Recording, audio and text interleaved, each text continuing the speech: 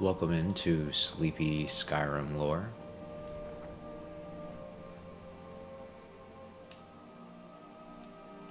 Today's reading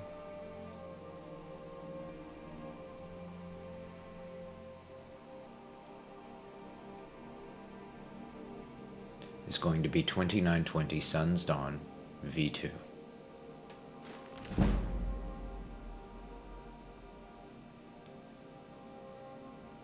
Sun's Dawn, Book 2 of 2920, The Last Year of the First Era, by Karlovac Tonway.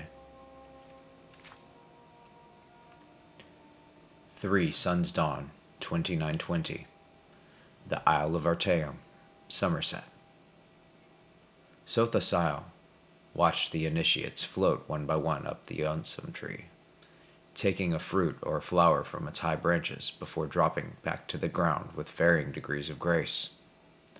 He took a moment while nodding his head in approval to admire the day. The whitewashed statue of Siribin, which the great mage was said to have posed for in ancient days, stood at the precipice of the cliff overlooking the bay. Pale purple prosciutto flowers waved to and fro in the gentle breeze. Beyond ocean and the misty border between Artaeum and the main island of Somerset. By and large acceptable, he proclaimed as the last student dropped her fruit in his hand. With a wave of his hand, the fruit and flowers were back in the tree. With another wave, the students had formed into position in a semicircle around the sorcerer. He pulled a small, fibrous ball, about a foot in diameter, from his white robes. "What is this?"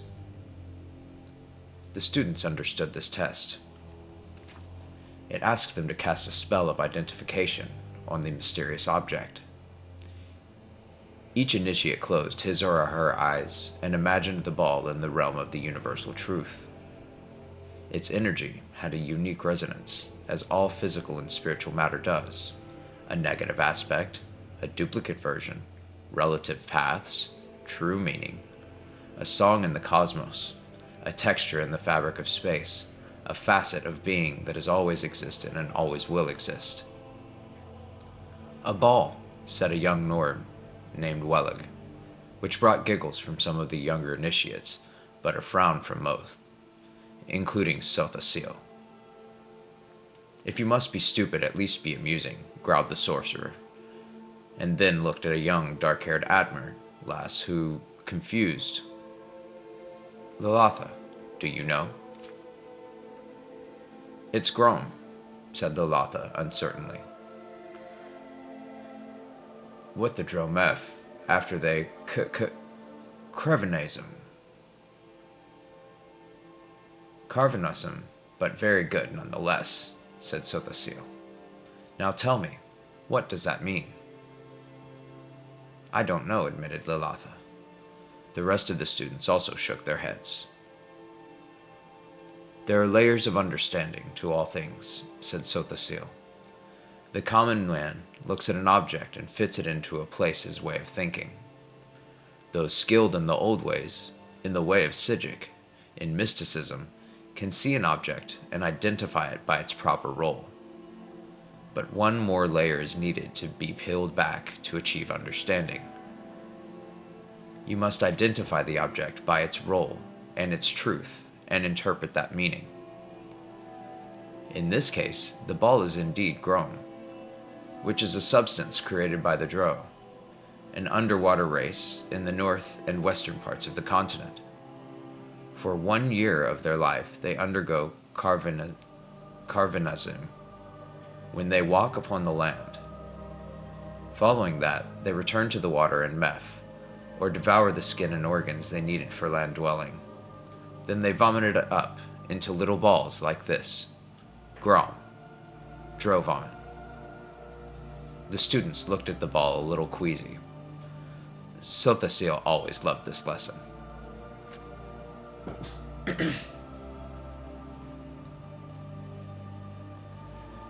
4 Sun's Dawn, 2920. The Imperial City, Cyrodiil.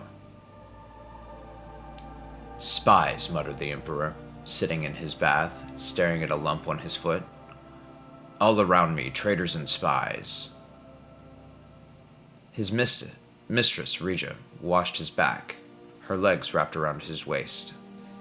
He knew after all these many years when to be sensual and when to be sexual. When he was in a mood like this, it was best to be calmly, soothingly, seductively sensual, and not to say a word unless he asked her a direct question, which he did. What do you think when a fellow steps on his Imperial Majesty's foot and says, "I'm sorry, Your Imperial Majesty"? Don't you think "Pardon me, Your Imperial Majesty" is more appropriate? "I'm sorry," well, that almost sounds like the bastard Argonian was sorry, "I am His Imperial Majesty." That he hopes we lose the war with Morrowind. That's what it sounds like. What would make you feel better? Asked Regia. Would you like him flogged? He is only, as you say, the battle chief of Solrust. It would teach him to mind where he's stepping. My father would have flogged him. My grandfather would have had him killed, the Emperor grumbled. But I don't mind if they all step on my feet, provided they respect me and don't plot against me. You must trust someone. Only you, smiled the Emperor, turning slightly to give Regia a kiss. And my son Julik. I suppose, though I wish you were a little more cautious. And your council and the potentate? Asked Regia. A pack of spies and a snake, laughed the Emperor, kissing his mistress again. As they began to make love, he whispered, As long as you're true, I can handle the world.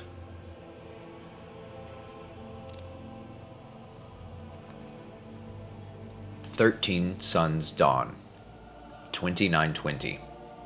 Mournhold, Morrowind." Tirala stood at the black, bejeweled city gates. A wind howled around her, but she felt nothing. The Duke had been furious upon hearing his favorite mistress was pregnant and cast her from his sight. She tried again and again to see him, but his guards finally turned her away. Finally, returned to her family and told them the truth. If only she had lied and told them she did not know who the father was. A soldier, a wandering adventurer, anyone. But she told them that the father was the Duke, a member of the house in Duriel. And they knew, and they did what she knew they would have to do, as proud members of the House Redoran.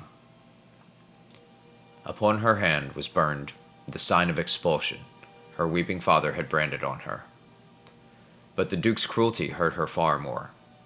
She looked out the gate and into the wide winter plains, twisted, sleeping trees and skies without birds. No one in Morrowind would take her in now. She must go far away. With slow, sad steps, she began her journey.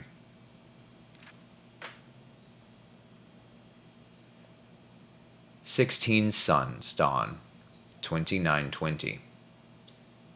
Sinchol, Anequana, modern day elsewhere." "What troubles you?" asked Queen Hasama, noticing her husband's sour mood. At the end of most lovers' days, he was in an excellent mood, dancing in the ballroom with all the guests, but tonight he retired early. When she found him, he was curled in bed, frowning. "That blasted bard's tale about Polydor and Eloisa put me in a rotten state," he growled. "Why did he have to be so depressing?" "But isn't that the truth of the tale, my dear? Weren't they doomed because of the cruel nature of the world?" "It doesn't matter what the truth is. He did a rotten job of telling a rotten tale, and I'm not going to let him do it anymore."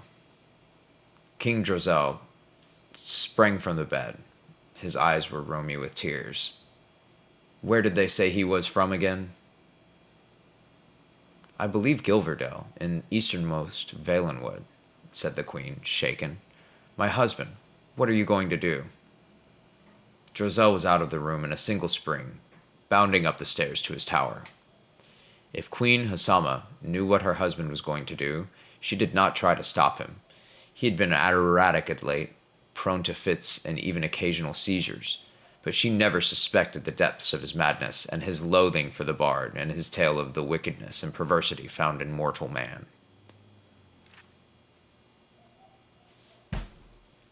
19. Sun's Dawn, 2920. Gilverdale, Valenwood.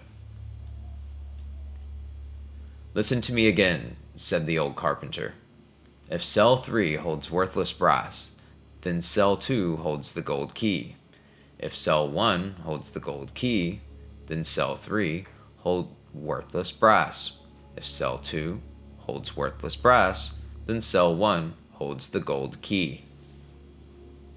"I understand," said the lady. "You told me. And so cell 1 holds the gold key, right?" "No," said the carpenter. "Let me start from the top." "Mamma," said the little boy, pulling on his mother's sleeve. "Just one moment, dear. Mother's talking," she said, concentrating on the riddle.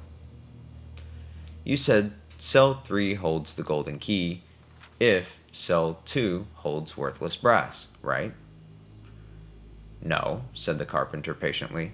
"Cell 3 holds worthless brass if cell 2—" "Mamma!" cried the boy. His mother finally looked. A bright red mist was pouring over the town in a wave, engulfing building after building in its wake. Striding before was a red-skinned giant, the Daedra Molag Bal. He was smiling.